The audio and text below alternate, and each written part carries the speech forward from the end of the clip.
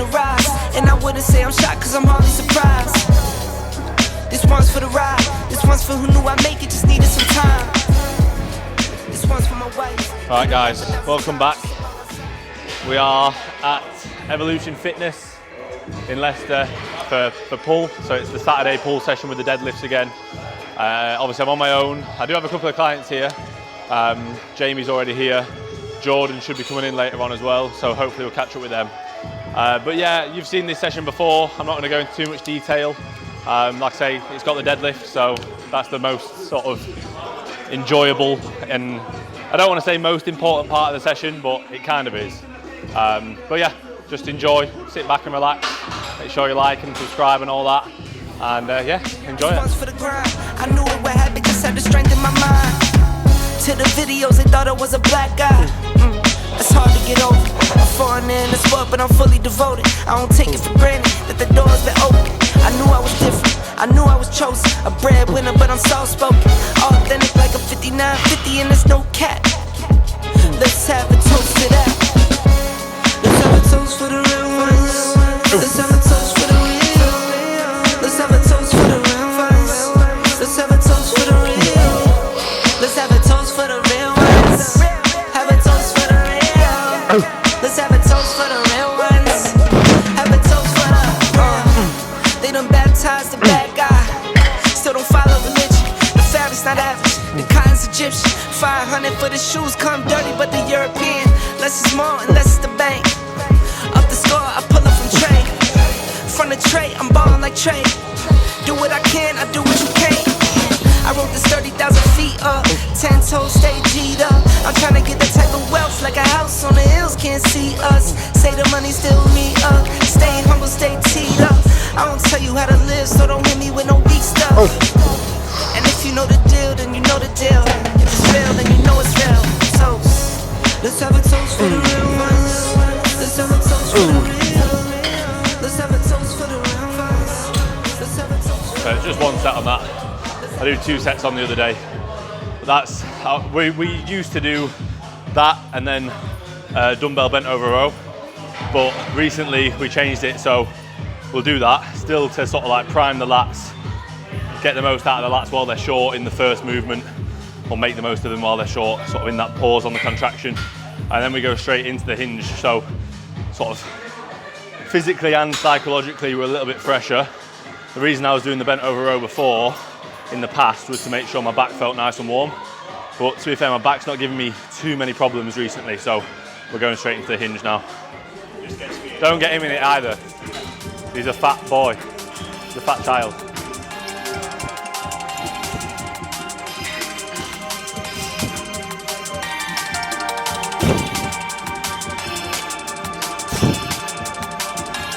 Give me a minute, then I'll do that, and then you can go, yeah?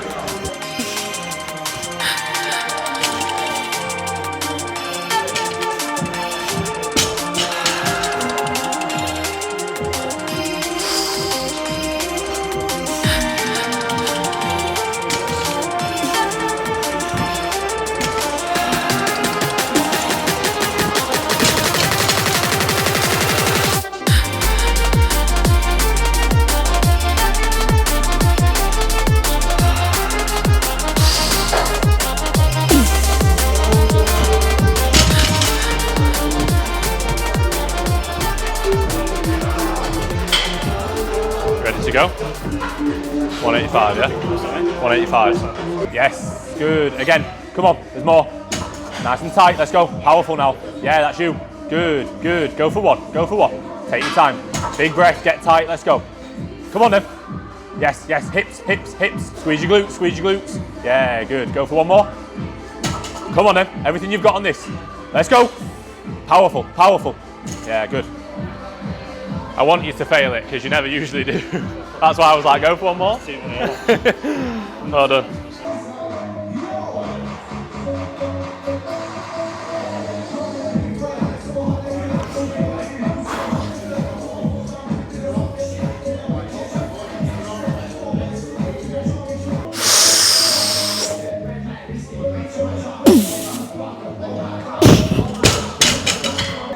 Yeah, good. Yep. Come on in. Yes, good. Come on, easy. Let's go, get this rep. Drive. Yeah, yours, good. Again, lock in and go. Come on, powerful. Yes, yes, stay with it, stay with it. Good, air in, get tight, don't lose, don't lose. Let's go. Yep. Tiniest bit, tiniest bit. Nice man, slow. Put your hands higher next time. Higher. Get them almost as high as you can. You're like here, it looks a little bit uncomfortable, but if you're there, especially that is like a more comfortable position to press from than sort of like there. You almost imagine if you had a barbell, you'd be here, yeah? So just get them as far back, even though that digs into your hand a little bit, get them as far back as you can. Still good though.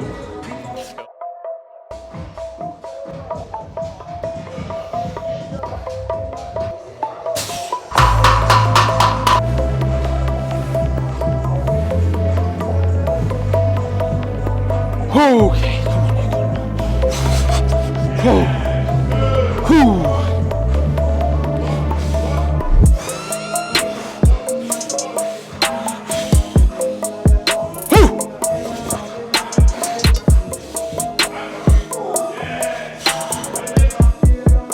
Okay, yes.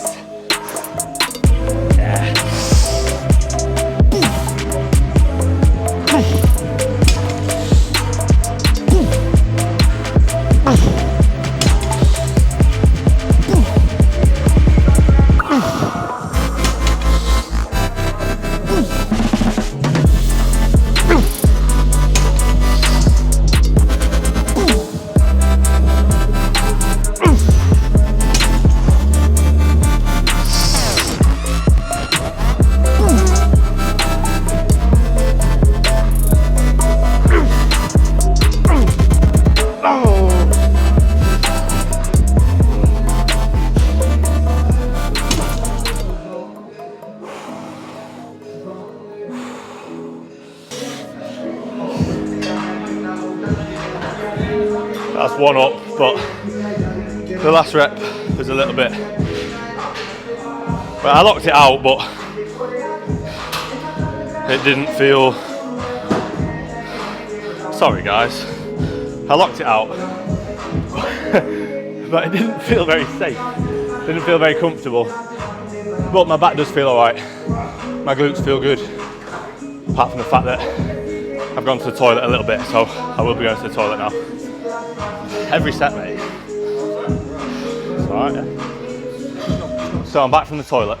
I just wanted to speak quickly on the deadlift and or any style of hip hinge, because obviously a lot of people might say like, oh, that's not really necessary. As a bodybuilder, you don't need to deadlift. Of course you don't need to deadlift. You don't need to do, there's no exercise that you need to do. But also, not all volume is the exact same. So people think, oh, why don't you just do a set of a 45-degree hyper? And yeah, I could get a good amount of glute and hamstring stimulus. You won't really get hardly anything through your back unless you sort of turn it into an erector style focused one. But not all volumes the same. And even if so for example, what's that? 220 for 6. So what? 1,320, 1,300 in terms of total volume kilos on that set.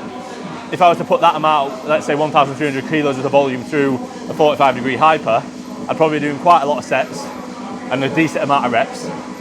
But also, it's still not the same type of volume. You can't equate two types of volume. Every single exercise is different. Every exercise is going to have a different sort of stimulus to fatigue ratio. Is that a favourable stimulus to fatigue ratio kind of exercise? No, of course it's not. Yeah, everybody knows that. Everybody knows that the deadlift is going to batter you and batter your CNS system. But also, it's a fun exercise. Generally, what other exercise that is a pulling movement, are you going to be able to put that amount of load through your entire posterior chain? Not a lot. And also it builds mental resilience. Like everything in your body on that last rep is screaming at you to put the weight down. If you can keep on that rep and finish that rep off, how do you think that's going to transfer to your leg press, to your hack squat, yeah, to your other back movements? Obviously you're going to have a better mental state going into those sets and be able to get more out of them in terms of not just or the accuracy should already be there, but in terms of the proximity to failure and sort of what we can actually get out of a certain exercise.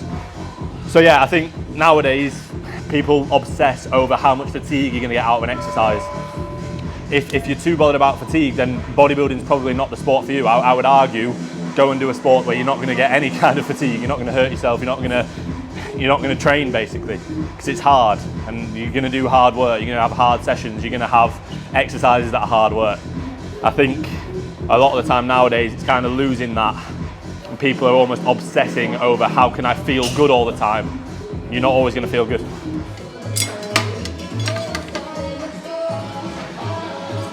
So I've got seated row up next. I put these plates down just so that it's more comfortable to lock my feet into. And then we've got the Assist Your Lift bar. Shout out to Assist Your Lift for sending this bar to the gym in exchange for whatever the gym paid for it. And then I've got the clips on there at shoulder width. And then I'm going to have the D handles on. And it's basically going to be similar to what the focus was when I was doing the dumbbell bent row. Obviously this is a different exercise, but in terms of the musculature I'm trying to hit, rhomboids, traps, teres major, rear delts, they're all getting hit on this as well. So on this I'm focusing on as much scapular movement as possible to lengthen and shorten the upper back musculature, and I'm thinking to like drive my chest through the middle. Otherwise it sort of turns into a row that's looking like this, where I'm closing myself off. Makes it very difficult to shorten your upper back if you're all rounded over like that.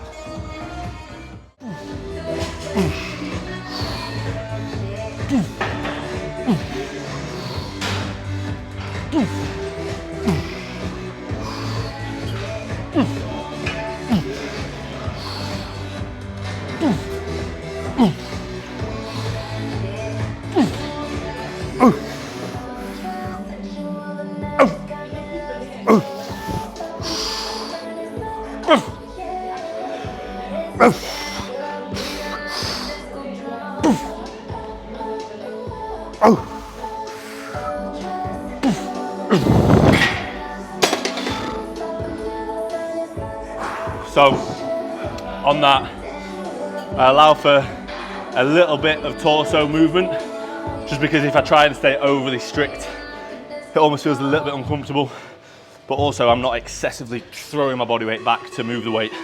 Allow for a little bit, otherwise it'll probably feel like you're doing 30 kilos and feel almost like overly rigid. Again, it's finding that line between still keeping it accurate and still actually training the musculature that you're trying to train, rather than just throwing the weight around, but then also not trying to be sort of overly pretty with it and it probably feeling a little bit awkward and uncomfortable when you're doing 10 kilos. Yeah, there you go, lovely. Good, keep that rhythm. Yes. Yes, easy. Good, keep it moving like that, powerful. Yeah, again, powerful. Yes, again. Good, loads more. Come on, drive. Yes, again, come on, drive, chest through the middle. Yes, good, take a partial. Yeah, good. Nice, man.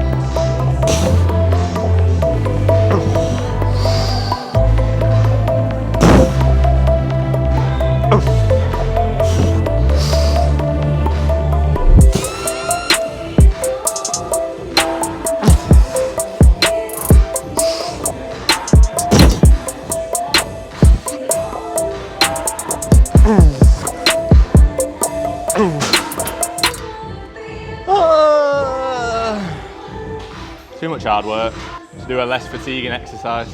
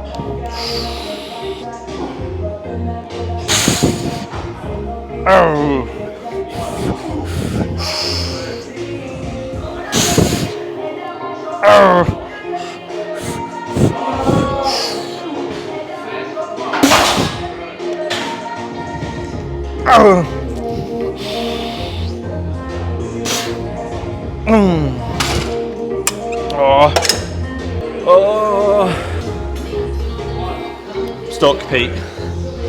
Panic. Made it out. Made it out alive. Ooh. So I do a second set on here with partials and an ISO hold. And when I do the ISO hold, you'll see what I do, but basically there's a counterweight here. So if I push down on that, it basically makes it more challenging for me. So I'm trying to, on this second set, trying to tax out the muscle in the concentric. So when I can't move it down anymore, then I'll do partials in the lengthened range. And then I'm going to tax it out in the lengthened range on an isometric hold by pushing even harder, making it harder rather than just holding it at the top. It's still hard just holding it, make it even harder by pushing down. To be fair, I haven't said on the video, this is the last session before I go to Budapest. So I'm having a full week off next week, which is the longest amount of time I've had of training for probably 5 years, as long as I can remember, to be honest. Since probably when I properly started training again, like when I was like 18, 19, so 5-6 years. A normal deload is like 4 or 5 days off, but we're away for 5 days. We get back early hours of Saturday, and that would be this session, but then it's my sister's baby shower, and just with the time I get back and with the work I've got to do, it doesn't make sense to train, so I'm going to have 7 days off, and then I'm just never going to get back into it. I don't think Reece will start training again. Nah, sack it off. Once you get the life, once you get a taste of the life of doing fuck all, it's lovely.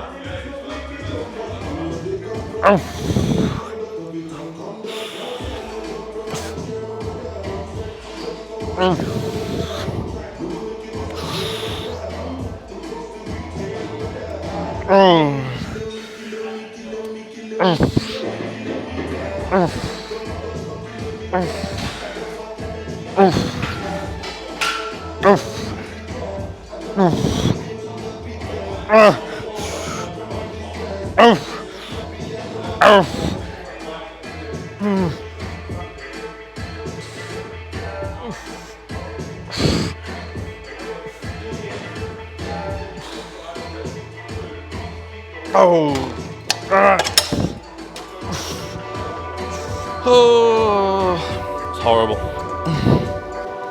Got to try and find the second pad for my tender hips. Oh, it's ripped. Probably bring just like 4 to 6 over.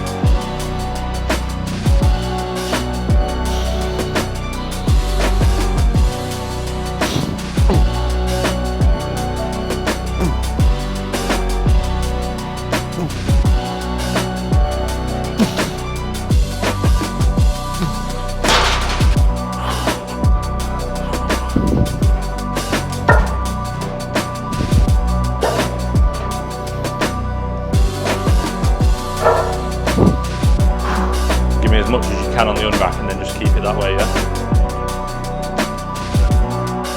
Oh! Ready? 3, 2, 1.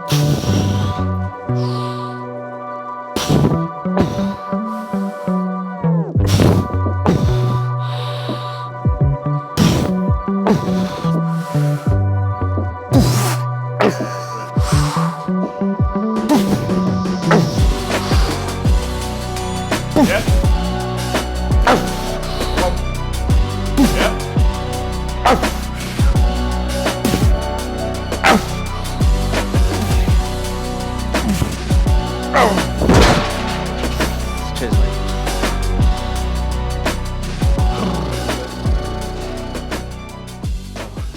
So guys, that was Pull. I hope you enjoyed it. It was obviously, like I said in the session, it was the last one before I go away. So I'm going to Budapest for a week. I am going to vlog a little bit, so I'll either have 1 or 2 videos coming out in the next couple of weeks, which will be in Budapest, which will be pretty cool. Pete has kindly lent me his GoPro, and I've also got my old camera that I haven't used in ages because obviously I've got Pete. But I will film a little bit.